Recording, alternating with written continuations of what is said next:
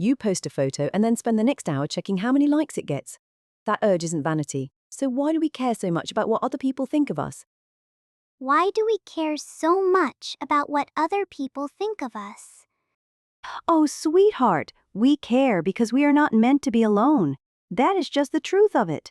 From the very beginning, being part of a group meant warmth, safety, food, someone to watch your back.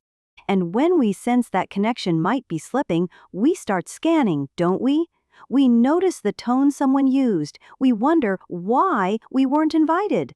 We replay a conversation trying to figure out if we said something wrong. It's like we're all carrying this little internal weather report, always checking the social temperature around us. Is it warm in here? Am I welcome? Do these people still want me near? And when the forecast feels uncertain, that scanner goes into overdrive. Little signals become enormous. A short reply feels like a warning. Silence feels like rejection. We're not being dramatic, dear. We're just wired to protect the connection, because losing it has always felt like losing something essential.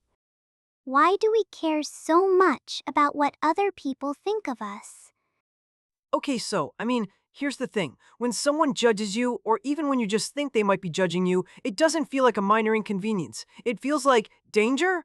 Like actual, real danger. And I know that sounds like a lot, but think about it. If the wrong people decide they don't like you, you lose opportunities, you lose support, you get pushed out. That's genuinely costly. So the brain goes, okay, we need to manage this. We need to not mess up.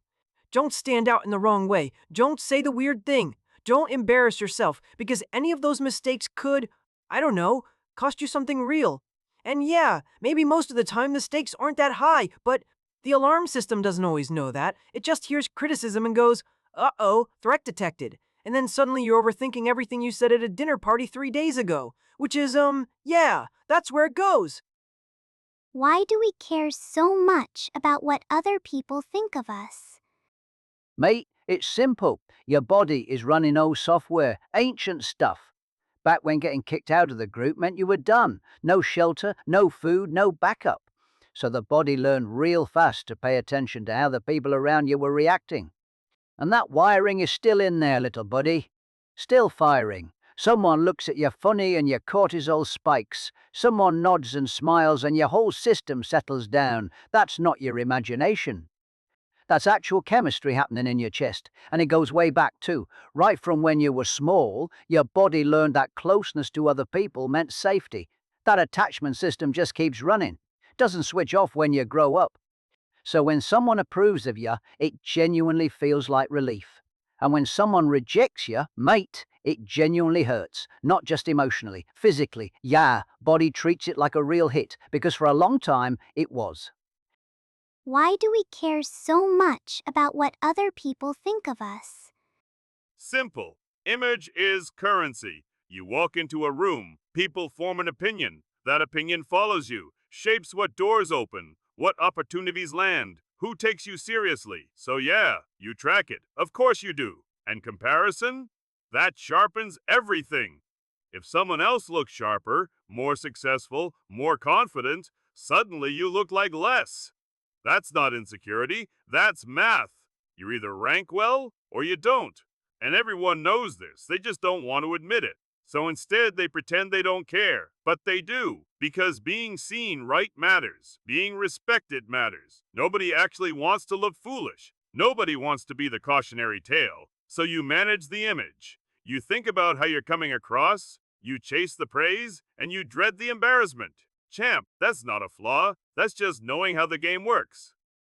How can we stop letting other people's opinions control our lives? Yes, well, the first thing to do, and this really is rather important, is to stop treating every opinion as though it carries equal evidential weight. Because, it simply doesn't. When someone offers a judgment about you, the rational response is to interrogate it. Who is this person? What do they actually know about your situation? Do they have your interests in mind, or are they, operating from their own agenda entirely? And then there is the trade-off to consider. If you orient your entire decision-making around universal approval, the cost is enormous. Indecision, blandness, a life shaped by committee. That is, frankly, a terrible return on investment. The far more sensible approach is to identify a small, A carefully selected group of people whose judgment is informed, whose intentions are good, and whose feedback has actually predicted better outcomes for you in the past. Put simply, not all opinions deserve a seat at the table. How can we stop letting other people's opinions control our lives? Okay, so, and I say this as someone who really, genuinely understands the fear side of this, you can't just decide to stop caring. That's not how it works. The discomfort is real. Being misunderstood feels awful. Having someone disapprove of you feels awful. But here's what I've figured out. I think you can build up a tolerance to it.